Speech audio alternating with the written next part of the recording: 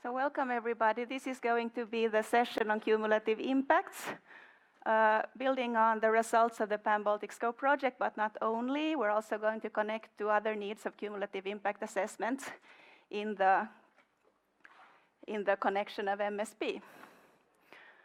So quick rules for today. First, we have some presentations from the invited speakers here. Can you see in the chairs? And they will introduce themselves in a minute. And there's also a possibility to ask questions to them about their specialities and presentations after a while. And Shampa here can you raise your hand? She will be helping you with a microphone so you can speak and be heard. And then after everybody has spoken and given their introductions, we're going to have a discussion that's going to be also so that you can talk to the microphone if you want to do that, or you can use the screen IO that we have been practicing now for a few moments. So I trust you all know it by now how to use it, but just to make sure, we're going to have a trial question.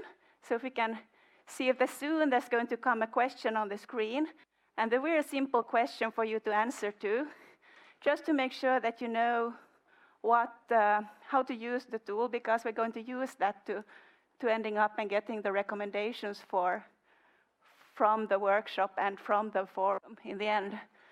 So the first, it's very small there. Can you see in your screens as well? What country or organization are you from?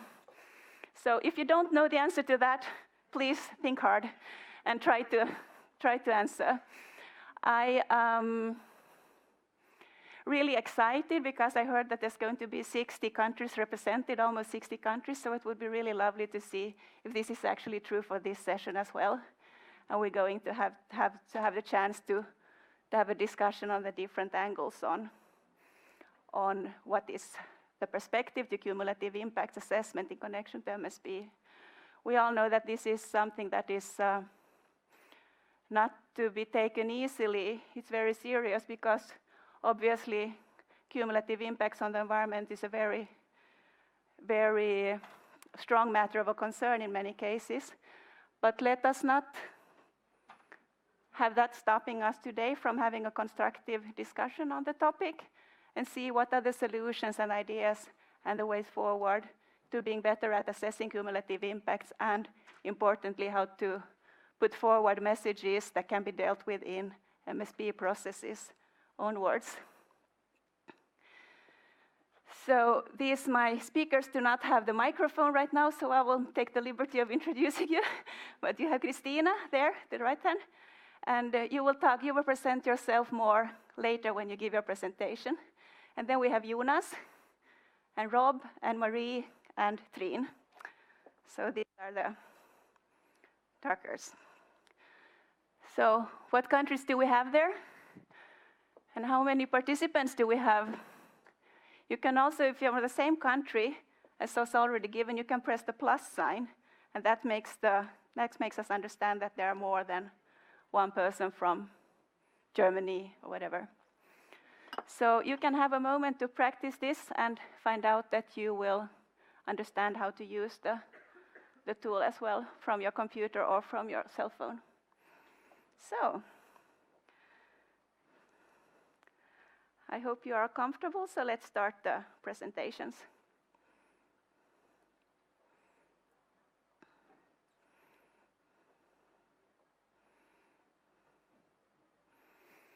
So we will start this, we can have this country thing rolling there so you can fill it up when you like to, but there will be nothing more to add there until after the discussion starts.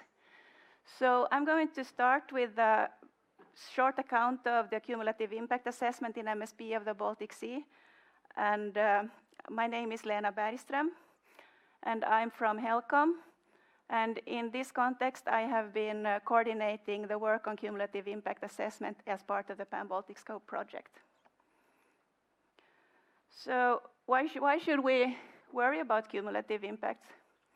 Obviously, to everybody, our use of the sea have impacts on marine ecosystems. And we know this for a fact. And how do we perform that? And how do we forward this message to management. Cumulative impact assessment is a way to support long-term sustainability. And we also saw already in the workshop session, if you take part in the ecosystem-based approach session before, it's an integrated aspect of implementation of the ecosystem-based approach in MSP. And if you're still not convinced, it's a legal necessity in many countries, so this is something that we have to solve and how to do with. So what's the problem then? Obviously, in many countries, the environmental status of the sea is not good enough today. We have recent evidence from that in the Baltic Sea, which is illustrated in this picture, where we have a holistic assessment of the ecosystem state of the Baltic Sea during the last assessment period, which also corresponds to the assessment period of the MSFD in Europe. So we can see from this graph that there's more red in this summer graph than we would wish to see. And for those of you who want to see more details on the holistic assessment, you can also find the web link there in the bottom of the picture. And also what we want to emphasize is that environmental issues are important for human well-being. And many of these issues are, in fact, transboundary. So this is something that we have to deal with in a coordinated way. And we can see that the human activities cause pressures on the environment, which impact on the status, and that again causes effects on our possibilities to use environmental resources. So this is what we wanted to address in the Pan-Baltic Scope project, to also look at how we want to identify cumulative impacts in a transboundary project. And we looked upon the definitions also on cumulative impact assessments. There are plenty, and we agreed that there should be plenty because you always have to look upon the definition of cumulative impacts in the particular context that you want to use it. Otherwise, you will not know what is the end and what is the beginning of your story. So for the purposes of Pan-Baltic Scope, we defined the cumulative impact assessment as a way to understand how past, current, and foreseeable future human activities may affect the marine environment, with a purpose to help us minimize risk and support long-term sustainability. So, to achieve this, we focused on 3 parts. And obviously, we needed to invest a lot of discussion and meetings into share the understanding of how cumulative impacts can be assessed today with available tools, and to what extent, what are the limits of what you can assess today, and what would we like to assess in the future. And we want to outline the key concepts of cumulative impact assessment. We cannot expect everybody to deal with them in exactly the same way, but we do want to have people understanding each other, what you mean when you talk about the key concepts, so you have those and a common background. And what's also interesting when it comes to the links to environmental assessment, it is to find out and explore if there are any assessment, analytical relationship between how you deal with these concepts in MSP as compared to how you deal with them in Marine Strategy Framework Directive or other marine environmental assessments. So I'll shortly go through these points one by one to see what we ended up with. So we found that one important thing is to have coherent assessment approaches in the Baltic Sea. And by that I mean that we should not necessarily use the same approach, but we need to understand how they can be connected and how we can look upon them together. And we will have also some examples from that from Jonas and Trine later. And currently this is the assessment approach that's used at the regional scale is the Baltic Sea Impact Index, which is very similar to what many people are familiar with as the Halpern approach. It follows the same protocol. I will not show the formulas here, but it will help those of you who are already involved to understand what it's about. So we basically customized the Baltic Sea Impact Index for the data that are available at the Baltic Sea scale and embedded it in a shared tool that's also available now to help users. Previously, it wasn't very easy for users to run the assessment because you didn't have access to the data or you couldn't understand how to use these formulas that you need to use. So this is now in a script that you can download and use for your own purpose or customize your own data. And this BSII CAT is hosted by Helcom in the future and available for further development. So we hope that it's also going to be a basis for further developing the code in the future. We also explored these linkage models to connect and explore the coherence of policies across MSFD and MSP to find out how do we classify human activities. This is a bit of a data classification exercise that we did to see if there's any scope for comparing the data for human activities, pressures, and ecosystem components across MSP and MSFD, and identified how that would do. So you can also, if you want to look at those, you can look more into our more detailed tables. And this graph also shows this essence of the cumulative impact assessment, where you can see that one human activity can give rise to several pressures, and the tool that you use needs to be able to deal with all those linkages. And then again, one pressure can lead to impacts on more than one ecosystem component. And this is an exercise that you can do qualitatively. If you don't have data, you can still run this discussion with your users. But in this case, we'll try to also only work with spatial data, and those spatial data that are fully available at the Helcom regional scale through Helcom Maps and Data Services. And then we implemented that in case studies to test the concepts, and basically also to test the BSII CAT, how it would run in real applications that could be useful for the MSP situations. And we ended up with 2 case studies that we explored. And the first one is to identify different development scenarios for cumulative impacts, or for cumulative impacts on offshore wind farm development in the Baltic Sea, looking at existing scenarios from MSPs as far as they have been, for plans as far as they have been developed now, and also from the Baltic Lines project, to see how one could assess in a cumulative sense the impacts on this scale. And this is just an illustration of how it went and how it can be done further. And then we also looked into how one could more specifically assess impact on particular ecosystem components, because they are more interesting for management for some reason. And this was also an adaptation of the BSII CAT, so you can focus on particular ecosystem components, and in this case, those that are important for green infrastructure. I will not talk more about green infrastructure because you have a whole workshop session to talk about that later today, so welcome then. But this is a way of implementing it and making these analytical linkages connected to each other. So, in short, we also want to develop some recommendations from the project. So these are 2 examples of the key findings that we had. One recommendation is to enhance data-driven analysis. We find it important that planning can be supported by data, so that we avoid these situations that are planning are made on opinion-based decisions as far as possible, also to improve transparency, how assessments are being made. And also our second recommendation to follow coherent assessment approaches to improve comparability across policies and geographical areas. Having said that, we also found restrictions to implementing our case studies that had to do with the continued need to refine assessment methods and, importantly, data availability and knowledge on these linkages that I showed you how they should be assessed.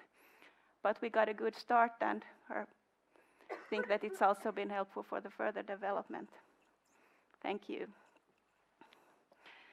So if you want to find more, there's this report fresh from the press, or actually not, because it's only a PDF, but you can find it at the Pan-Baltic Scope homepages, you can see there. And there's also leaflets. When you leave the room, you can take leaflets. Thank you.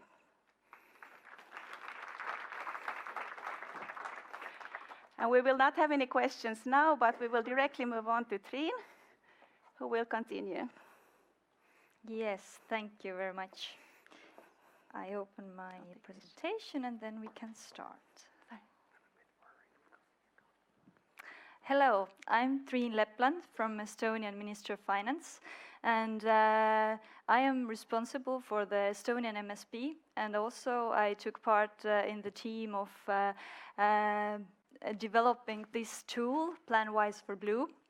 And we have a saying that it is a model of better decisions at sea. First of all, why we needed a model? We had as a starting point, we needed to assess economic impacts, and also we needed to conduct cumulative impact assessment.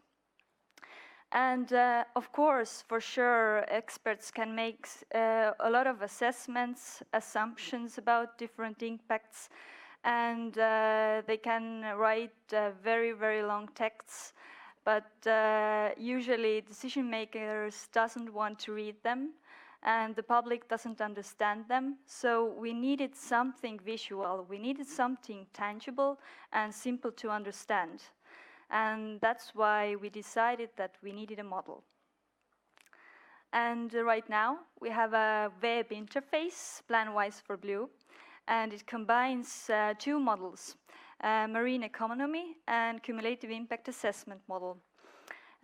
In this scheme, you can see that economic model consists of different marine uses that has some kind of economical impact.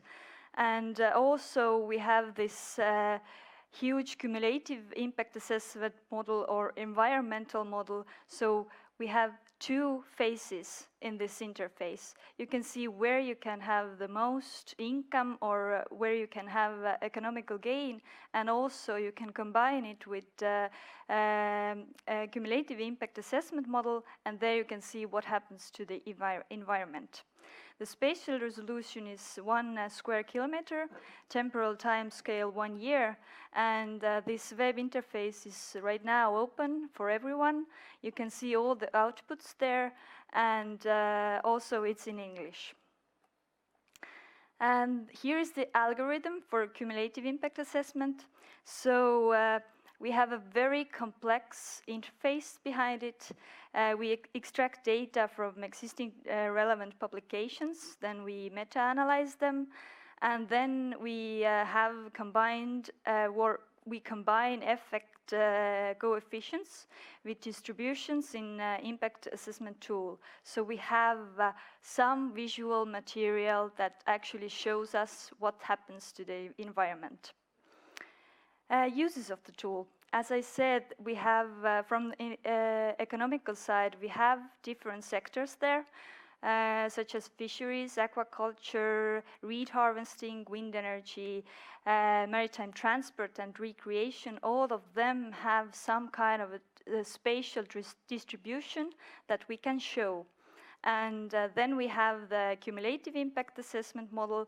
So you can see what happens to the economy, what is the best or the economical gain, and also what is the cumulative impact from this economical uses. And you can assess different scenarios and combine different scenarios.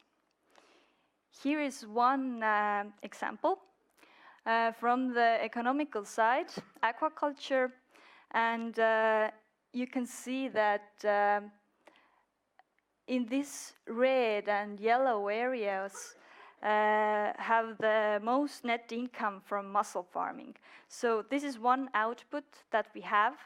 We can see where there is feasible to develop mussel farming, and now this is some indication for a developer where it's feasible to do it. And then example from the cumulative impact assessment model. Here the human pressures are actually from our Estonian MSP. And you can see an example about reefs. What happens to the reefs when we implement our plan?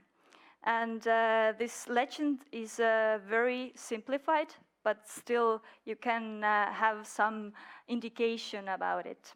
And you can see the gain no change and loss.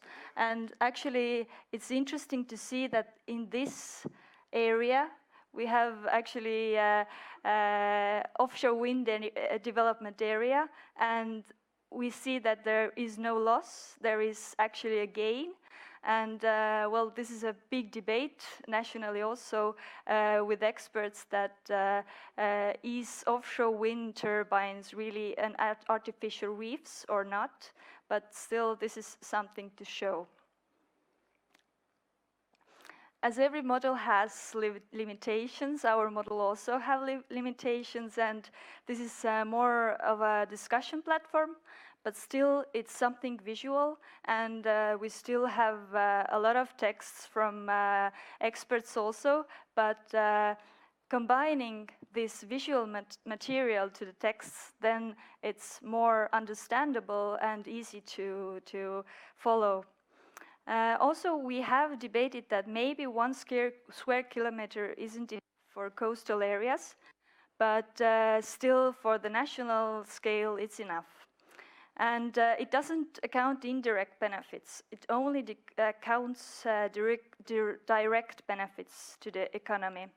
And for the cross-border side, it accounts only Estonian seaside, so when we need to develop this more, then we are thinking about maybe we need to expand it more spatially. And enhancements, also we are seeing that we need to analyze model sensitivity. We need to update input data because right now it's manually fed into this, and maybe in the future we will have different services. Then also we need to enhance predictive capacity and reduce uncertainty, and integrate new economic developments into the model, because right now it takes into account some sectors, but maybe we in the future we have more sectors to feed into the model. And this is shortly, very shortly all. And if you have questions, then I'm here. You can come to me and I can answer them. Thank you.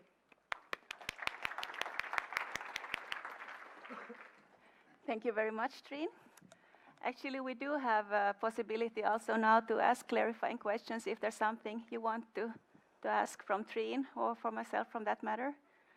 We'll have the discussion later, but maybe you have something that you cannot wait to say.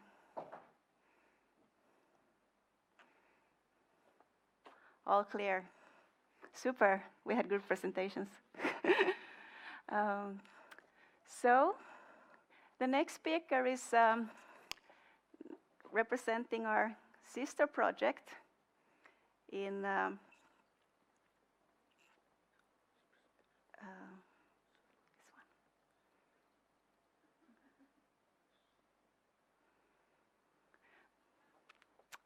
one. Welcome. You introduce yourself.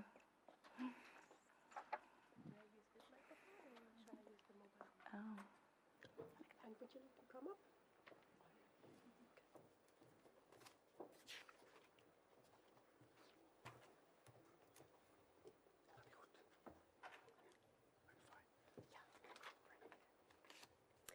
Good day. My name is Marie Dahmen. I'm working for the BSH, the German Maritime Hydrographic and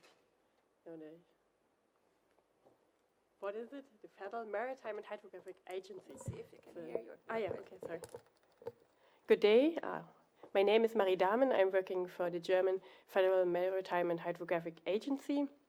And my co-author of this presentation is Rob Geritz. He will take over sooner or later.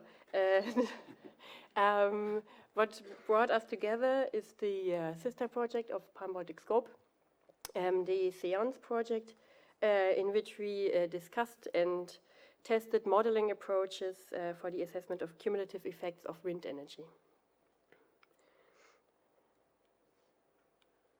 Wind energy development is ramping up fast in the North Sea, and cooperation in this field has been declared on ministerial level in 2016 to ensure a sustainable, secure and affordable energy supply in the North Sea countries.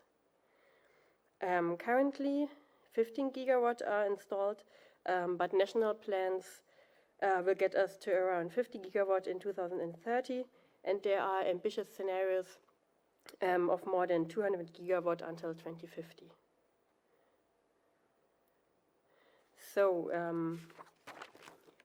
the political declaration is supported by 4 working groups, one on MSP, one on grids, one on financial issues, and one on technical standards. And the MSP group, it gets also support by an environmental subgroup, and that has been discussed a common environmental assessment framework. The SIANSE project runs also for 2 years, and the aim is to develop a coherent approach to SEA, but with the focus on renewable energy. And this approach was planned to be tested in case studies and then evaluated, and to get an understanding on the applicability for MSP.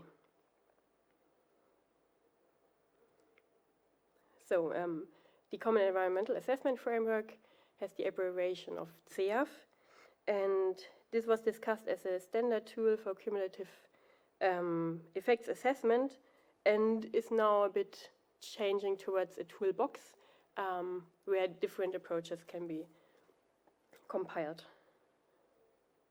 The assessment approach, as we tested it in the SIANSE project, follows a stepwise approach, taking the species-specific information of the biogeographic population of the North Sea on the one side, and the wind farm characteristics of on the other side into account, and comes up with a modeled number of disturbed or killed animals, which can later then be translated to the population effect. We decided at the beginning of the project that we will have 3 case studies which are defined by the different time scenarios. So one is on 2023, the next one on 2030, and one 2030 and beyond.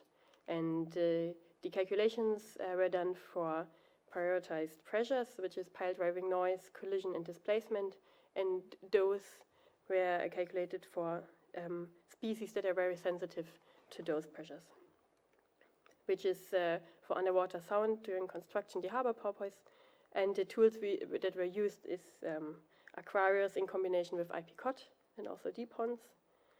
Then on collision risk, it was black-legged kittiwake and lesser black-backed gull, and it was the standard band model used in the one case, and a stochastic collision risk model used as well. And the displacement effect was calculated for the red-throated diver and the common guillemot using the seaboard matrix approach from Scotland and 2 other calculation approaches. Here we go. Yeah, thank you. So I will continue until the conclusions of the testing that we have done. A couple of weeks ago, we had done the first tests, and we had organized a workshop in which we invited independent experts on marine mammals, marine birds, to evaluate the results of those tests. Well, the goal of this workshop was, in the first place, to get a broader and a deeper understanding of the tools that were used in the tests by sharing experiences. Of course, the final aim was, on one side, explore the complementaries, the conflicts, and the common grounds between the different methods, and to define and conclude on steps forwards. From the workshop, we draw several conclusions, but more important was that some points for tension were identified On one hand, you have the complexity of the ecosystem, but on the other hand, you have the need to measure environmental impacts. When you have new developments, you need to know what the environmental impacts in the future can be, instead of only considering it's acceptable or not acceptable. Well, models can help to assess the environmental impact, but on the other hand, you need to be aware of the fact that the use of models can be misleading. If you not know what are the assumptions or what are the uncertainties in the results of the model, it can be misleading in using it in the decision-making process for marine spatial planning. Another tension was that there is a need for red lines. You need to know what are acceptable or unacceptable impacts on populations. On the other hand, drawing the red lines is very difficult. It's political, but also from a scientific viewpoint, it's very difficult because conclusions for one location sometimes cannot be are not transferable for other locations.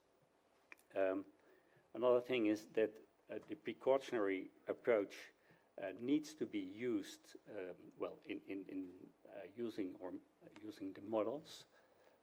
You have to make a lot of assumptions by doing the calculations, and making these assumptions you need to use the precautionary principle.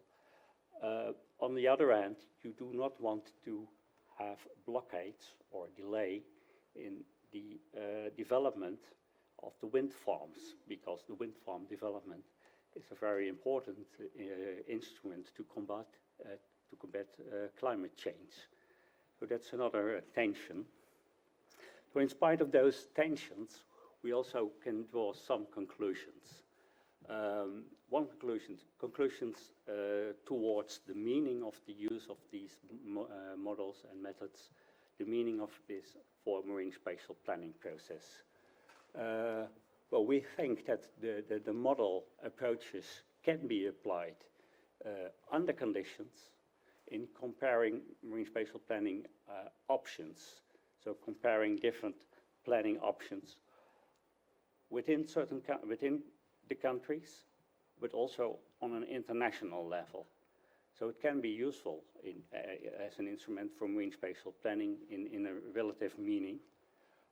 On the other hand, the results of the case studies, as far as we are now, I'm not talking about the future, but as far as we are now, they do not facilitate the evaluation on acceptable effects on the international level.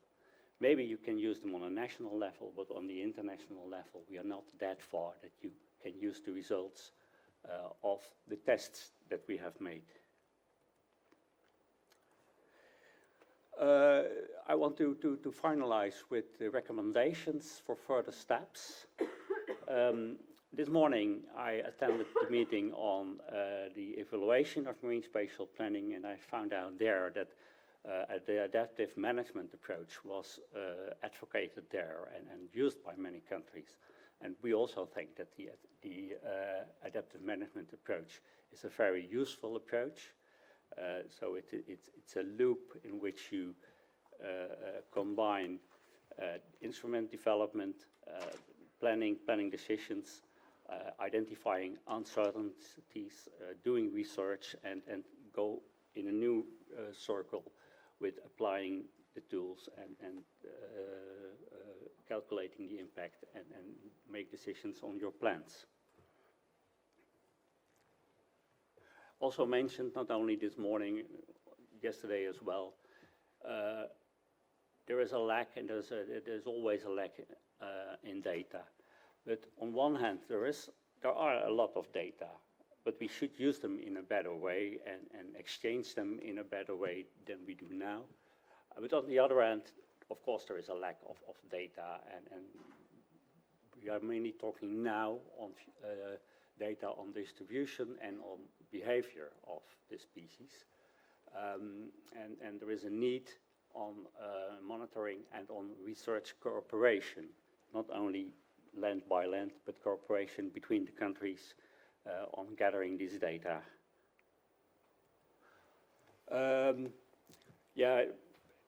One of the conclusions was, and one of the recommendations is, that we should compare the outcome of different models, and in the end try to merge them and to integrate them. Future development of methods can be in the way of an individual-based model, like DEEPANS already is.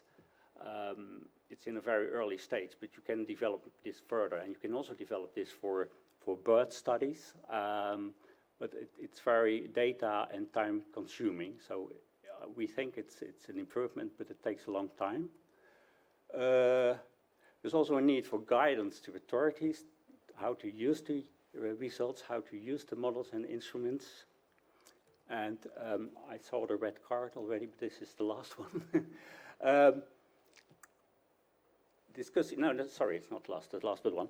Discussing alternative approaches, it was already mentioned that Germany, or not Germany alone, but different countries have different approaches, and they are all valuable, but we have to discuss in the future these alternative approaches and get a better understanding of the different approaches and how they can be combined in the future. And now the last one. We found out that a dialogue is very important, and we need to institutionalize this dialogue between experts, between authorities, and between model developers. Stakeholders are not mentioned here, but they should be included as well. Well, thank you for your attention. If you want to have more information, there's a website mentioned over there. I also want to mention the SIAN's final conference. That's the 9th and the 10th January in Rotterdam, the Netherlands. And those who want to read and have it in a paper, there are folders out there on the table. So thank you again. Thank you very much. Clearly, this was also the case when we discussed in the Baltic Scope Forum and asked what are the main discussion points that you experience in your countries. And the hot topic is clearly the development of offshore wind farms. And it's a huge part of MSP that still needs to clarify. I was a bit curious because you said that your results are not still useful for making making decisions. So what do you think was, if you think that they're not as good as you would like to see them already, so what is missing in your opinion right now? It's in the bottom. I'll show you how to, it's here. It's hidden. Hidden, yeah. Okay, so the results that we have can be used for comparing different plans or comparing different scenarios, but in this stage they cannot be used for, as I said, it is important to draw red lines to see which impacts are acceptable, until what extent you can develop wind farms in a certain area, or when you need to take measures and what kind of measures. In this stage, we are not able, due to internal discussions and knowledge gaps, to translate the impacts, for instance, on displacement of divers. We cannot we can calculate the number of displaced birds, but we cannot say what are the population effects of displaced birds. So from there on, it's impossible to say something about the acceptability of the impact. So that is where the question comes then, is how acceptable are the incomes? That's a huge open issue. Yeah, okay, thank you. So now it's time for Jonas. Welcome.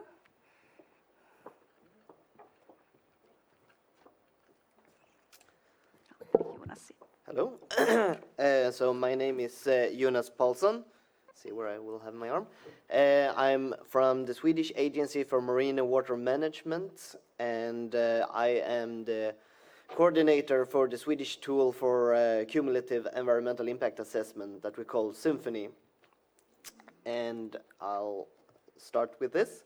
So this is very similar to what Lena and Trine presented, but it has the same approach, which is the Halpern method, and the equation that I will show, but Lena didn't, is up on the right.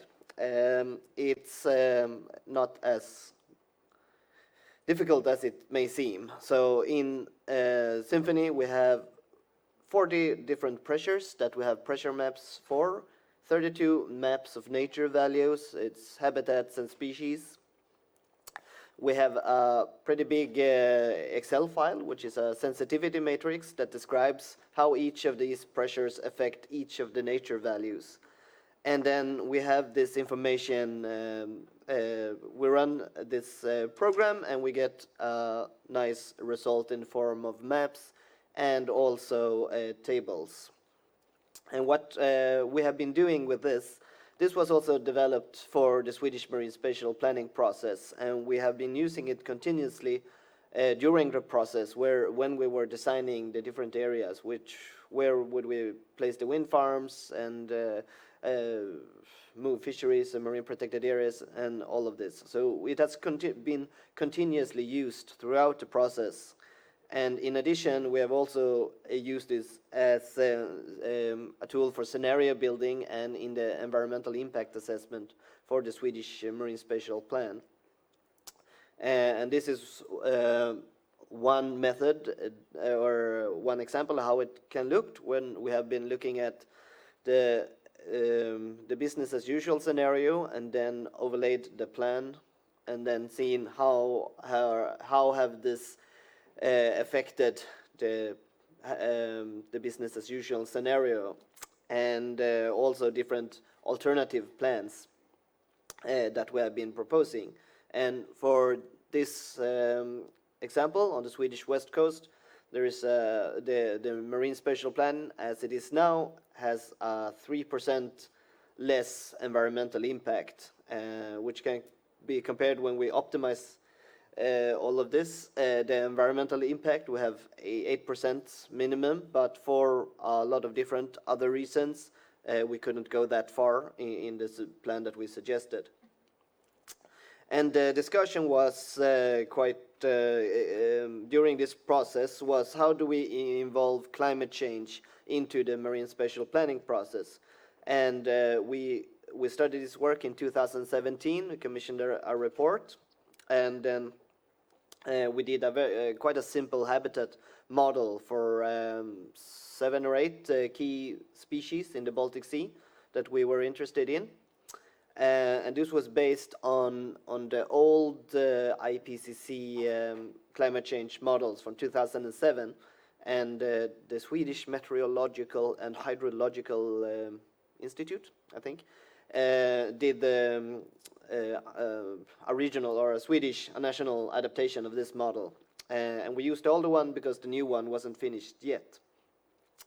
And there we got a few of these areas that we called climate refuge, difficult in English, and where we designed or designated these areas in the plan as areas with special consideration for nature, and flagged them as potential areas for future protection. And now we have this project Climarine, which is an update on the old work, where we used the 2014 IPCC scenarios and the very current SMHI adaptation for Sweden. We have modeled the climate change until 2085, how it will look with the RCP 4.5 and 8.5 scenario.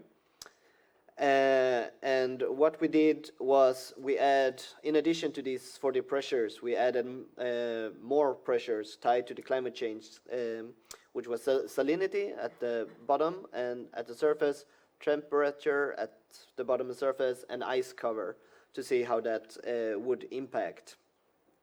And then we updated the sensitivity matrix as well with expert opinions to be able to get these scores. So this is how it looks in the Baltic Sea. So very briefly, we more or less doubled the environmental impact compared to the other, all the other uses or pressures that we already have. And this is for the West Coast, see if it moves. West Coast also has almost a double impact, and yeah, even more for the RCP 8.5 than the 4.5 scenario, and for the Botnian Bay. And this is, of course, not very good news, and it also needs to be communicated very carefully, because if you just pull up the images like these, and then if you remember, I said we had a 3% less environmental impact from what we did with the Marine Spatial Plan, and then when we factor in climate change, everything we do basically gets drowned by climate change. This is we need to be very careful how we phrase this to the stakeholders. So we also did a different study with the Pan-Baltic Scope colleagues or project, where we modeled each of the different nature values or the habitats as well, for how they would look in 2085. So I'm only going to show a few of these. So this is the eelgrass maps that we have today. And then as we go further, 4.5 and 8.5, a lot of the eelgrass will disappear from the Baltic. Blue mussels, the same. Focus, I don't know what that's in English. And what we got from this was new areas where we could designate climate refuges. So in addition to the old areas that we have, this was a much finer and updated model than we used before. So this will give us some new areas that we could also have in the plan, or as an addition to the plan, because we will not finish this work before we have to hand in the actual Marine Spatial Plan. And to conclude, these are basically two ways that we have been trying to do to integrate the climate change. One is to add it as new pressures, and one is to add it to change all the layers, basically, for a climate change, climate future layers. So if we start with the advantages and disadvantages of having the climate as new pressures, it's quite a simple modeling. But there is quite a big problem with setting the sensitivity scores. It is expert opinion based, and it's really difficult to translate what is the impact of a mean change.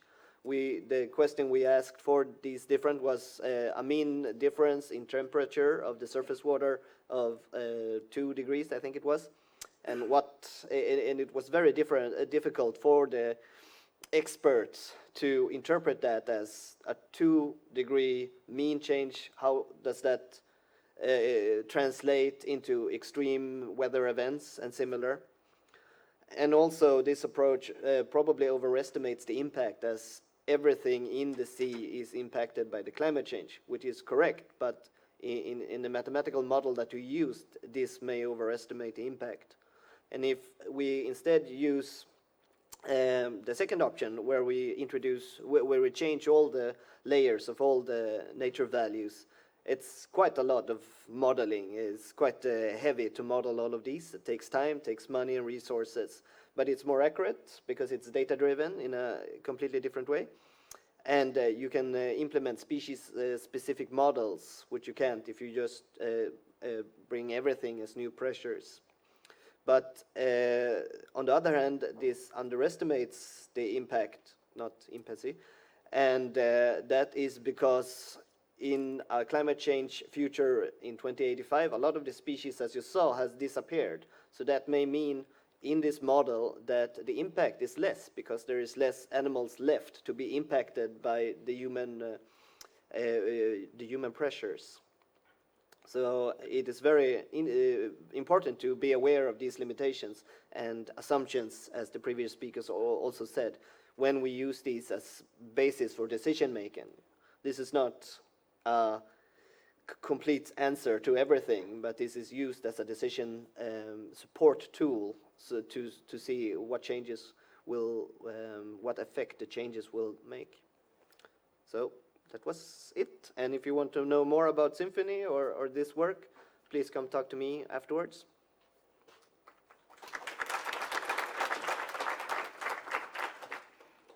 Thank you. Clearly, this problem with declining species is also present today. We have observed also when you want to estimate using this tool, for example, the impacts on cod populations, which has a smaller distributional range now than previously. So it doesn't come out as important as one would imagine based on other sources of knowledge. So that's an important point, I think, to make. I was also thinking on a general remark that was raised about these, all of the presenters so far have been quite cautious about showing maps and making too large conclusions out of the maps. All of us know that as soon as you show a map, it's very visual and people tend to take it in very clearly. So there's a huge communication responsibility, which you also talked about, Jonas, that when you communicate these quite worrying maps about the future changes in species, that what has been the perception and how have they been received, and what is our responsibility in showing these maps, because we still have produced them, and when should we be careful about. I would like if you would comment on this balance between showing and not showing what we know and what we think we know.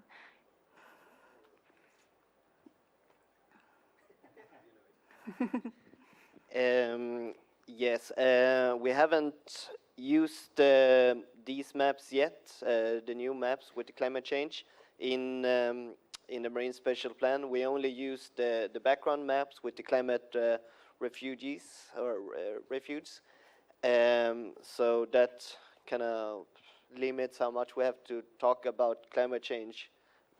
May probably or will probably decimate everything we try to do, all the lessened environmental impacts we will have with the Marine Spatial Plan.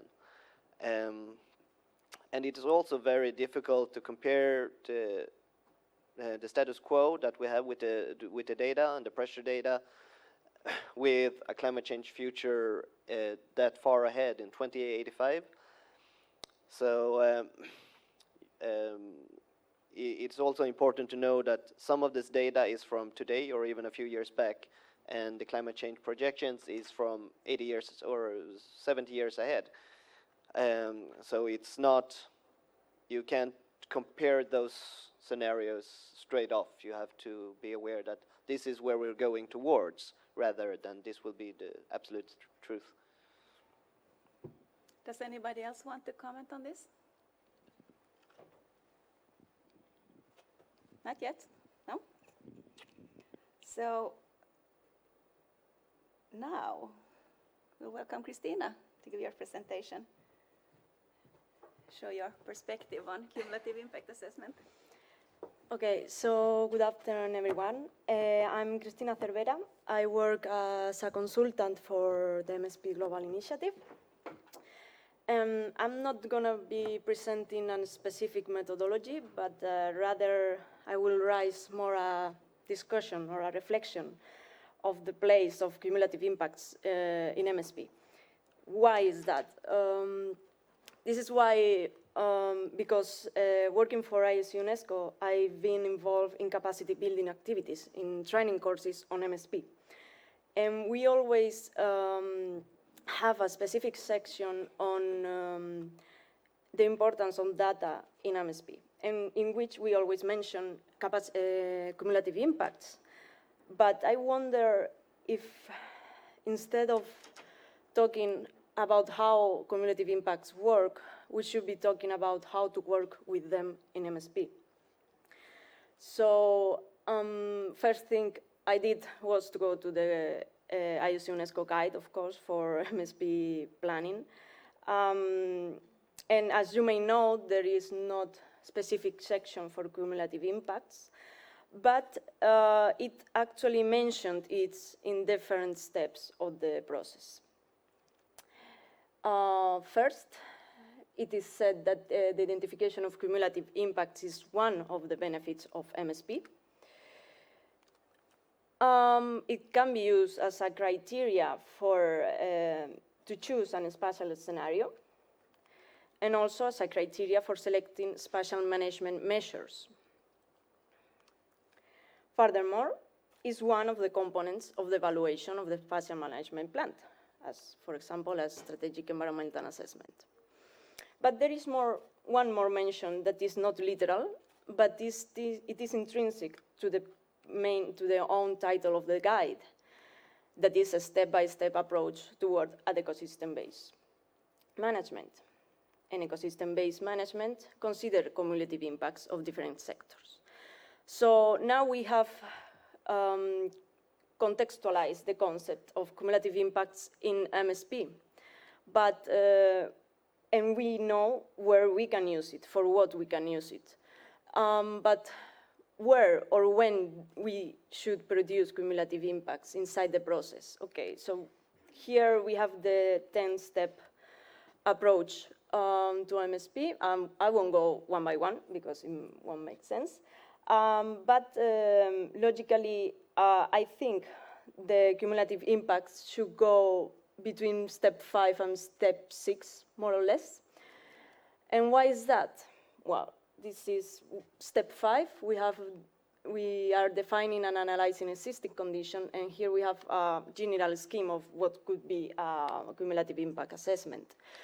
So in this step, we are mapping important biological and ecological areas that could become our ecosystem component. And we are mapping existing areas of human activities. But also, we are identifying interactions that can be two kinds. Interaction between activities, that could be conflict and synergies, or synergies, and interactions between the use and the environment. So I thought, okay, why if I add here the word multiple, so we will have multiple use versus environment, and then we added the value, a weight to that interaction, so we will have some kind of a pressure and impact results. Doesn't sound like a cumulative impact assessment, kind of, right? So now we have the place of the cumulative impact assessment inside the MSP process. Now I just would like to add 2 levels of a challenge in a more specific case in the Western Mediterranean. Why in the Western Mediterranean? Is just because MSP Global has a case study in this area, which I'm hired for. But I won't be talking about this specific case because we are not developing cumulative impacts, but I will be talking about the case study of SimWestMed. In this case study, we try to assess cumulative impacts between Spain and France, considering the pressures of navigation, fishing, marine litter, and marine noise on the pelagic component, so marine mammals and seabirds. For that, of course, we need seasonal data, and the environmental component was a modelization of habitat of marine mammals and seabirds. So this is already a really complex process, but if we add the specific transboundary challenges, it gets more complicated. So which were the main challenges?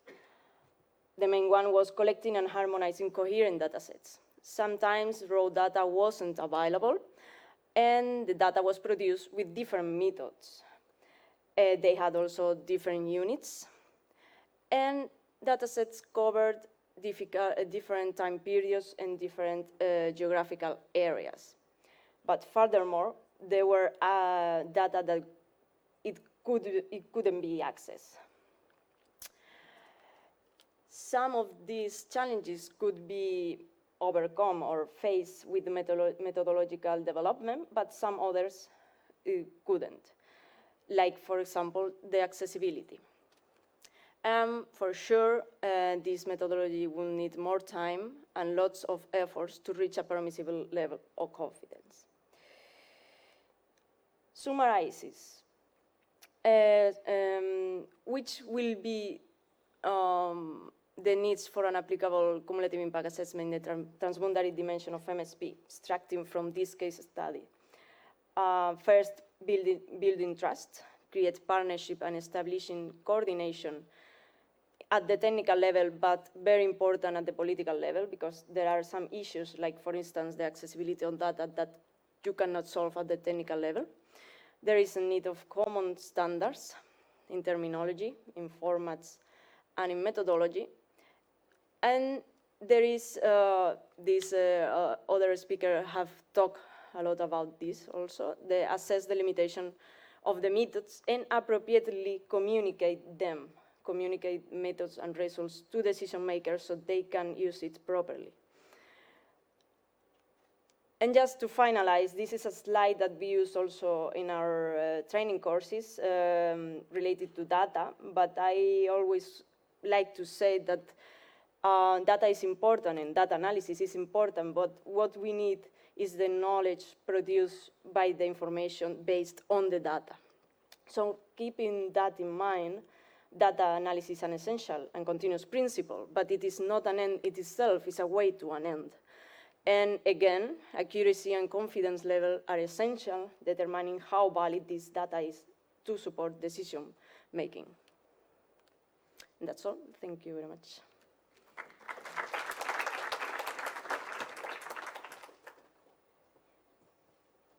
Thank you. So it's clear that we're not going to model ourselves out of this. We have to do something more. It was interesting also that you spoke about trust.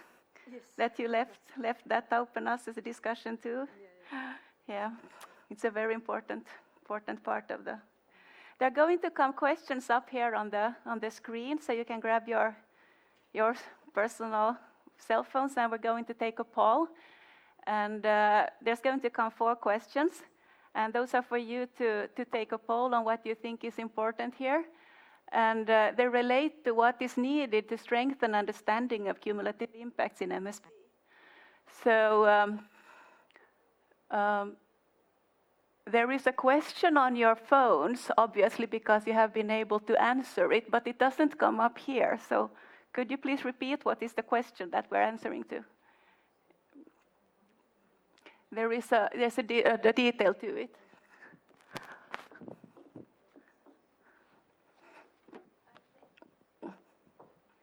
I think you can type into what is the question, what is the answer. It doesn't show.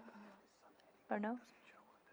Oh, it says better spatial data on species, habitats, etc. This is the question. Oh, okay. Yeah.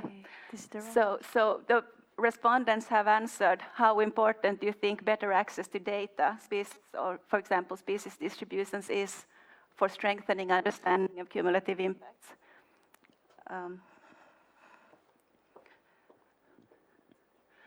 So now that you know this, Trine, what is your reflection on the reply? Well, you always have a data gaps. We have heard it in this conference, like I think in every session. But actually, I think that data and visualization is very helpful for a decision maker. And actually, the interpretations of data is a very essential thing. So you need to have some kind of understanding how to interpret the data in a simplified and actually understandable way, how to translate the data. Okay. So there's coming another question. Now we have coordinated here, so we even have the possibility to read out the question. So yes, the next question is information on how human activities affect the environment.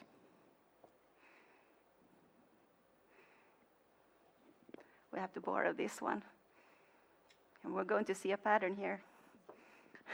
Do you want to comment on the result?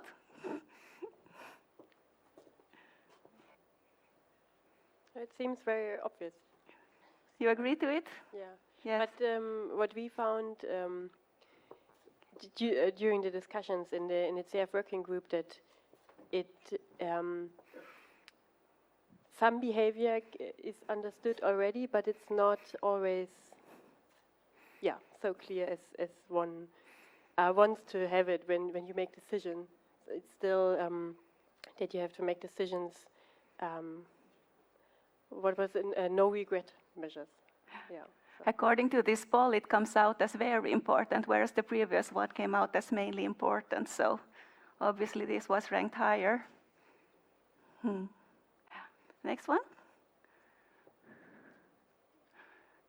The next one is a shared understanding of what we mean by cumulative impact. Marie, would you pass the microphone? I think that I'm a bit surprised. I think it's the most decisive factor, not on a national. It's getting higher already. You can influence. Yeah.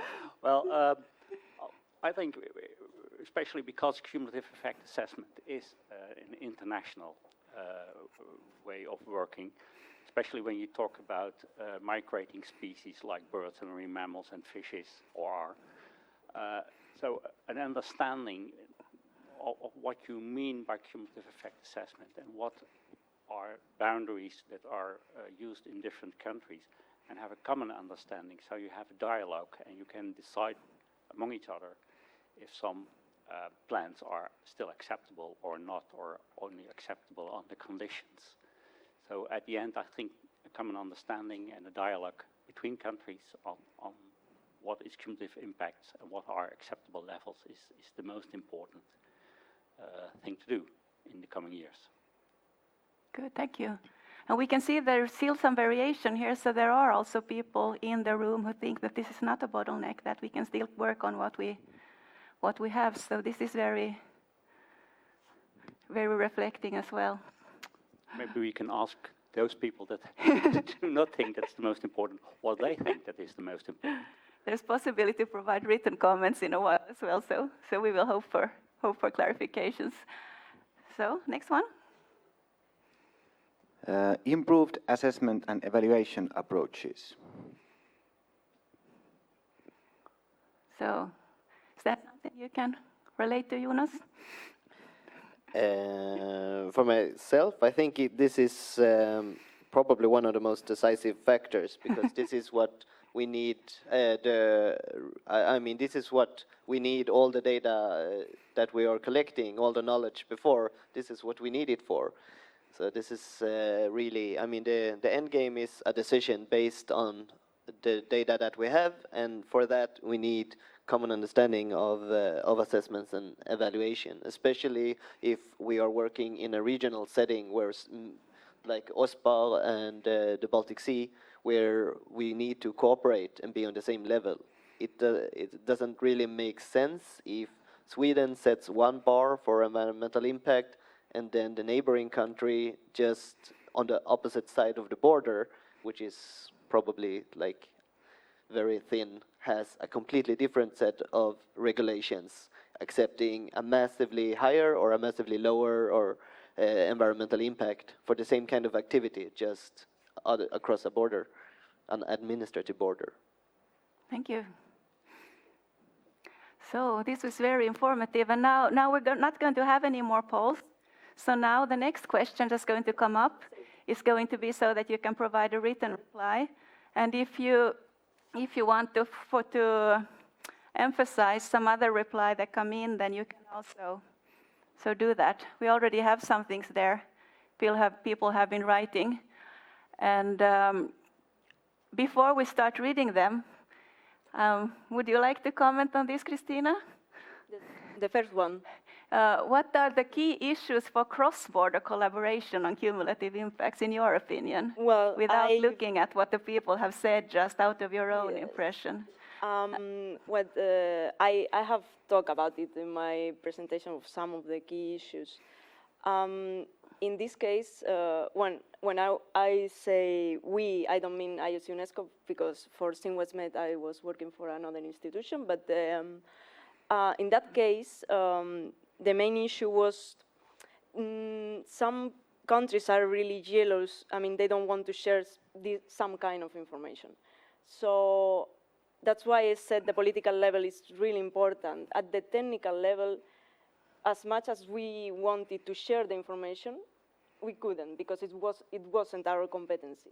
So yeah, that was one of the main issues. If you don't have the data from the other country, you cannot apply. Well, you can apply the same model in your part of the area, but it wouldn't be a cross-border case. So yeah, for that I really think this kind of initiative, like SimWestMed, create partnership at the technical level, and if that could be like foster to the future in some official way to continue the work, and then to have like a political forum that also coordinates and give directions to that technical level, that would be awesome, because I mean, then this kind of methodology we could use it for real in real transboundary management. Those are very many key issues that you highlighted there, so it's really good with this platform for understanding and sharing development, and also to have the continuation ensured, and the political support. Yes. Yes. Yes. In fact, one of the things of the key issues of this European project is that they don't have a continuation, and it's a pity, because we are missing too much work that is already done, and the partnership that is already created. That really it could be used for much more. Something has come up there. I cannot read it, but it says 7. What is this that people have written?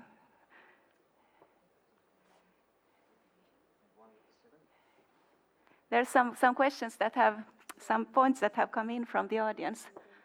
How can cumulative impact assessment help to make better integration of marine protected areas in MSP? This is something that people would like us to discuss.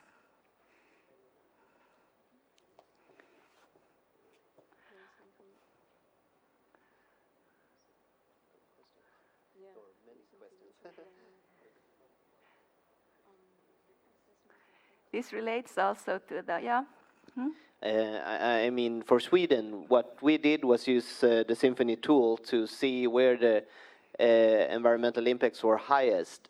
This was not always, we didn't have those areas in the marine protected areas, because the marine protected areas have already restrictions on the human activities. So I think not make better use of them is a bit weird to ask. I would turn it around to say that this mapping for where the cumulative environmental impacts are highest are used to designate new marine protected areas and justify why they need to be there.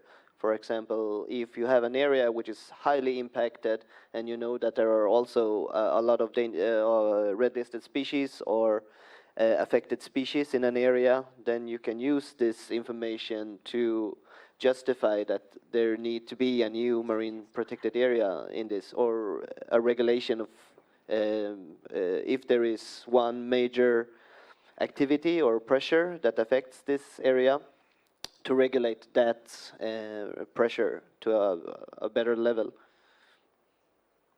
So I'm not really sure how we can use cumulative environmental impacts to or mapping to make better use of existing marine protected areas.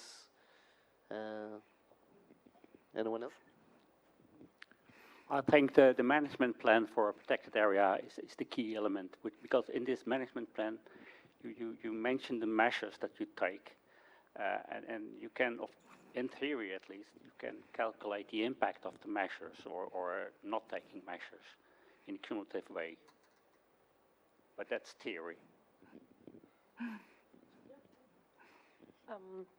Maybe from the German perspective, as we are not modeling, as some other countries know, we still do cumulative effect assessment, but this is done mainly for the marine protected areas and the areas which we found to be the main distribution areas for seabirds and the mammals. So this is actually what you had in the first question. We see this data on distribution as the most important, because if you leave these sensitive areas out of conflicting uses, then you have the best, so the less impact. So and my comment on this question is rather marine protected areas are the first areas you would exclude from conflicting uses. So the cumulative impact assessment should then only show that there are no effects in these areas, but I don't see that cumulative impact assessments can help. They should be reassuring that we decided the best. So if you have something, you have a cumulative impact assessment and then it gets red, where you have your marine protected area, then you should really look into that in more detail.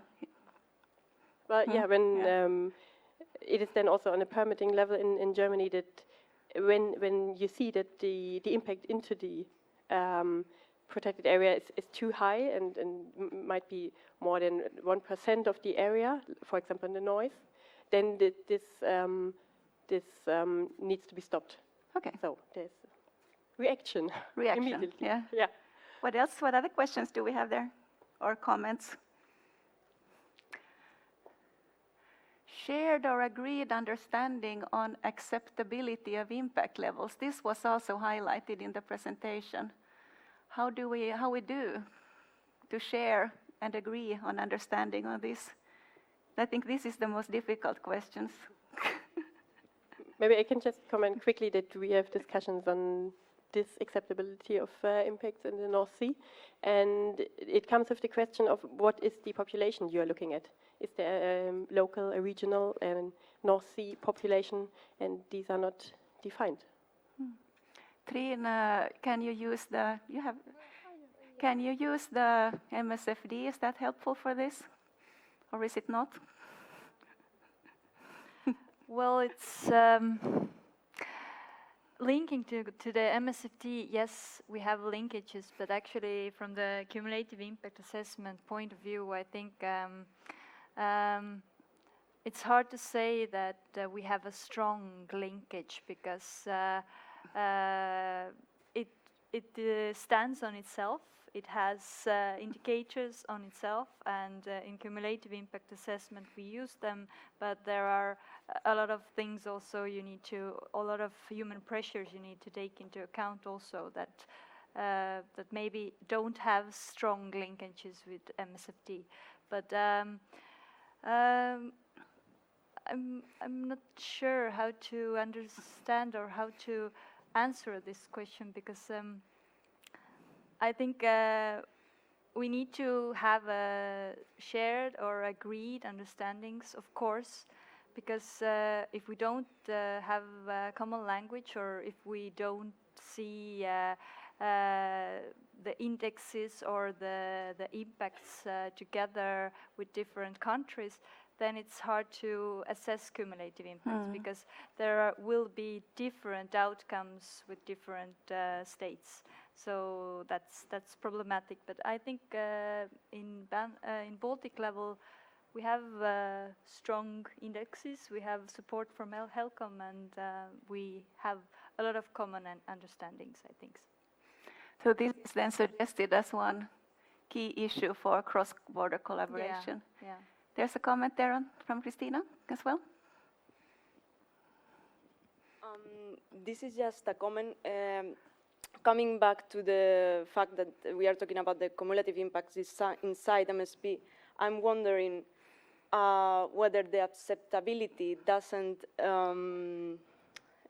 depend on the objectives of the plan in itself. So what it could be acceptable for me, maybe it's not acceptable for you. But it should be written. I mean, it should be in the plan with what is the acceptable level. In that case, I think that's the. If you don't want. Yeah, this is more or less the heart of the discussion on the cumulative effect assessment and of course the decision making based on the assessment. What is acceptable is considered, at least in our discussions, as a national obligation, a national point to decide on. But of course there are some international obligations due to Nature 2000 regulations on what is acceptable and what is not acceptable. But also MSFD can in the future help to determine the red lines, I think, because there are indicators and there is EU regulations or recommendations that you should draw the red lines for these indicators in the future. And I think that there is a need for a translation on what it means for marine spatial planning.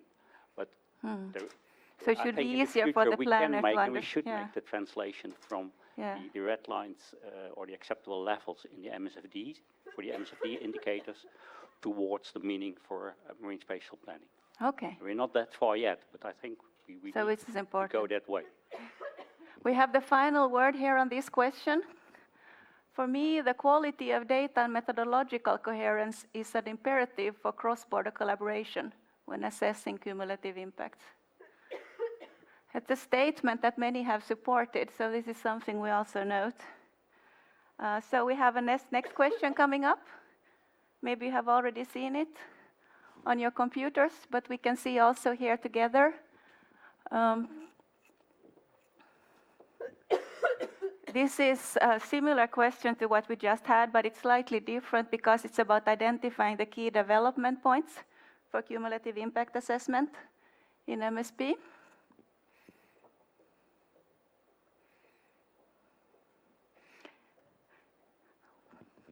It's very small for us to read here. Yes, I couldn't. It's almost impossible to see. I can stand here so I can see what it says. What is the, oh, this is easy to see, thank you. What is the link between ecosystem-based approach and cumulative impacts? Now you got the mouthful. Yes. Well, this is one of the components of ecosystem-based approach for me. If we don't assess cumulative impacts, then how can we achieve ecosystem-based approach? Well, the link, well, ecosystem-based approach has different components, like ecosystem services, also different, for me also this overarching impact assessment is one of the elements of ecosystem-based approach. So I think you just need to take into account all those different elements and then you can have the ecosystem-based approach. So it's one key element? Yes. I can also add here that I think the cumulative environmental impact assessment would be one way to also measure if your area or approach actually is ecosystem-based, because if we do an analysis of it using CIA and then find out that it's actually very detrimental to the ecosystem in that area, then it's a justification that you need to change it something, or not call it ecosystem-based at least. And it's clearly not sustainable. Did you want to comment on that? Yeah? No, I just totally agree with the, as I just said in my presentation, for me, cumulative impacts are linked directly to the concept of ecosystem-based management. So, this is. What else does the audience say? Oh,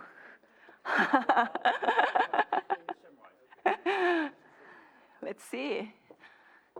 It has been visible in many of the good presentations in this MSP forum that in Halpern-based method there is still a lot of assumptions which have considerable effect on the outcome of the tool. For example, on comparing which pressure are most critical for creating cumulative pressure and what is the overall impact. I'm sure we can agree on these conclusions. And the result on the cumulative impact assessment tool are very much dictated by the type, quality, coherence, and coverage of the input spatial data. That's also easy to agree on. This weakness of the approach should be clearly and thoroughly discussed when presenting output data products such as cumulative impact maps. Perhaps there is a need to further develop the assessment methodology to be more robust and not that sensitive to assumptions and data gaps as current tools. Yeah, I can. Jonas jumped on Yes. it. Yeah. I agree entirely, and this is, of course, what we're trying to do. All of these different systems that you've heard is a part of the development, and one of the questions that I get a lot for why we have Symphony, and we spend a lot of money on Symphony, while Helcom has its own tool called the Baltic Sea Impact Index or Pressure Index. And Trine and Estonia have their own tool as well. This is also a way to actually make sure that what we have is accurate.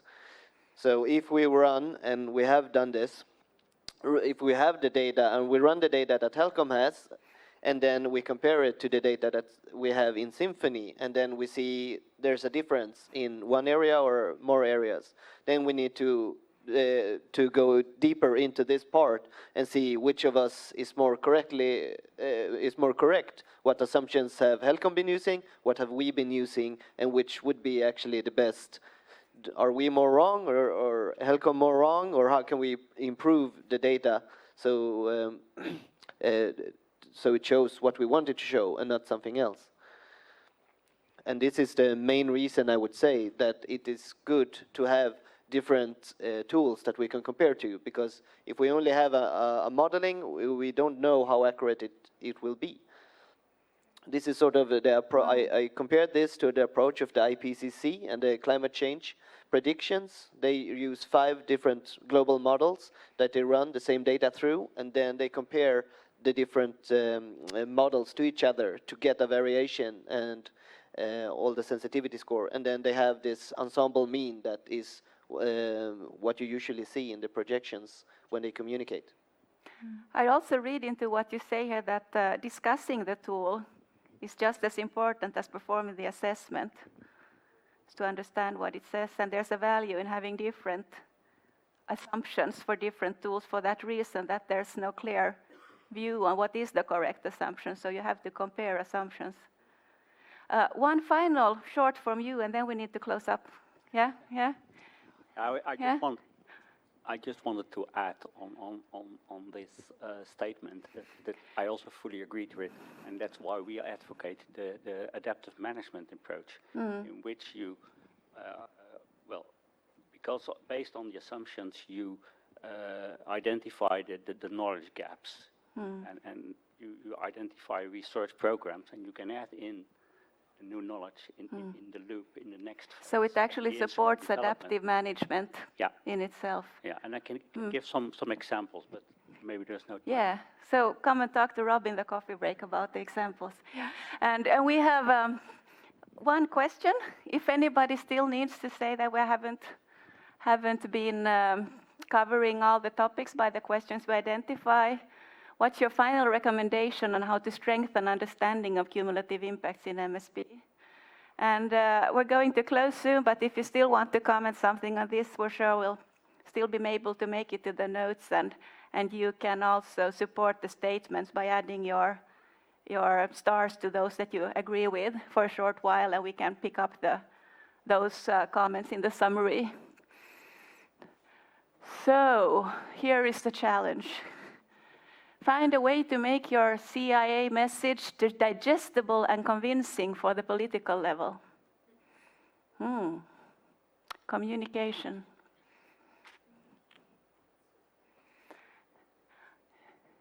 And also here it says, make clear if CIA is a part of MSP or SCA, so it's about the structure and where it goes in. And what else do we have? Don't be overcautious showing maps. We shouldn't be afraid of annoying some people. Thank you very much. We'll end here.